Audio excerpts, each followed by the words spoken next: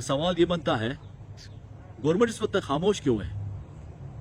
काजी साहब की गाड़ी को टारगेट करने के लिए जिस जगह का इंतखाब किया गया वो शिया नशीन एरिया है, नगर कॉलोनी।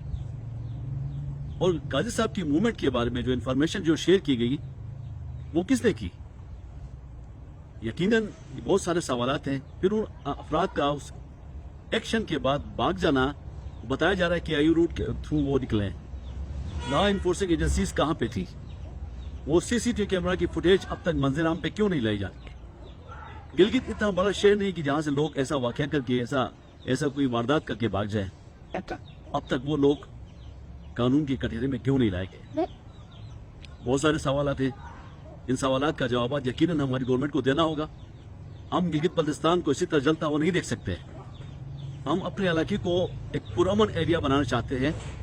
यहाँ पे वही भाईचारगी जो का माहौल जो पहले से परवान चढ़ा है, इसको हम आगे बढ़ावा देना चाहते हैं। हम नहीं चाहते एक दूसरे के खिलाफ दस्तो गिरेबा हों, एक दूसरे के खिलाफ मशीनें कलाशनकोव से एक दूसरे के खिलाफ उठ खड़े हों। हम बिल्कुल ये नहीं चाहते हैं। हम एक दूसरे के साथ रिश्तों में बंधे हुए हैं। खुदारा मैं अपने तमाम भाइयों से जो गिलगित में रह रहे हैं उनसे गुजारिश करूंगा कि अपने जज्बात को कंट्रोल में रखें। और गवर्नमेंट पे हम मुतालबा करते हैं, पुरजोर मुतालबा करते हैं कि जो भी मुजरिम है इस वाक़े के, उनको फिल फोर गिरफ्तार किया जाए। छोड़ने का तो सवाल ही पैदा नहीं होता। बिस्मिल्लाहिर्रहमानिर्रहीम। आज गिलगित की तारीख में, गिलगित के बल्तिस्तान की तारीख में एक और दिलखराश वाक़या पेश आया। आज अमीर अहले सुन्नत वल जमात काजी निसार अहमद साहब की गाड़ी पे फायरिंग हुई, जिसके नतीजे में वो ज़ख्मी हुए और उनके साथ जो गार्ड्स थे वो भी शदीद ज़ख्मी हुए हैं। इंतहाई दिल खराश वाक़या जिसकी जितनी भी मज़म्मत की जाए कम है। गिलगित बल्तिस्तान कुछ अरसे से एक बेहतरीन तरक्की की राह पे गामज़न था। आपस में अमन व वस्ती की बातें हो रही थी, दोस्तियां परवान चढ़ रही थी, रिश्ते परवान चढ़ रहे थे। अचानक पता नहीं किसकी नज़र लग गई, फिर ये गिलगित आज आग व खून की तरफ जाता हुआ नजर आ रहा है।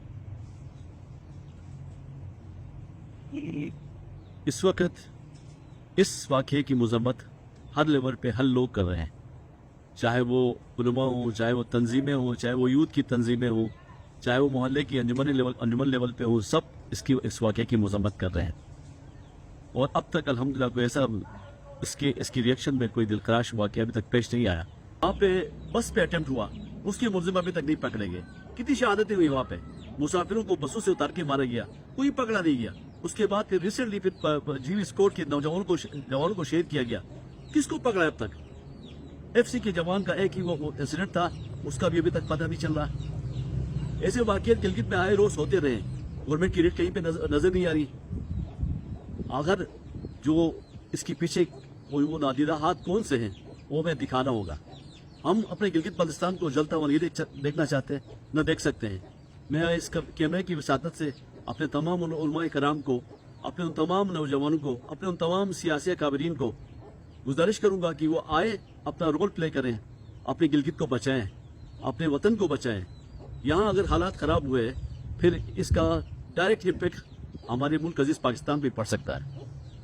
तो हम नहीं चाहेंगे कि गिलगित के हालात ख़राब हो।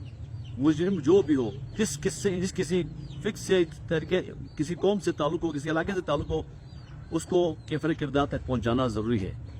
इससे पहले इससे चश्मपोशी इख्तियार की गई, जिसकी वजह से मुजरिमों को ये शे मिली, ये जुर्रत मिली कि आज वो इतना बड़ा अटैक करके, हमला करके आज भागने में कामयाब हो गए।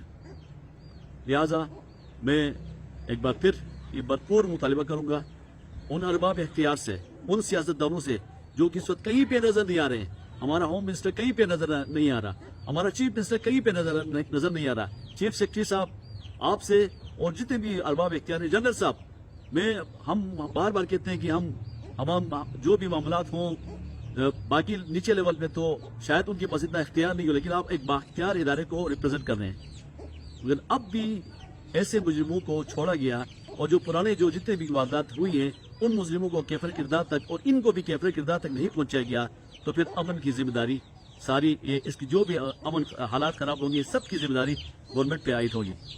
میں اپنے گلگت بلتستان کے عوام سے گزارش کروں گا کہ آپس میں امن کا دامن ہاتھ سے نہ چھوڑیں, مجرموں کو پہچانیں, اپنے دشمن کو پہچانیں جو اس علاقے کو امن خراب کر کے اپنے جو مقاصد حاصل کرنا چاہتا ہے. انشاءاللہ ہم اس کے ان مقاصد کبھی کامیاب نہیں ہونے دیں گے. السلام علیکم ورحمۃ اللہ وبرکاتہ.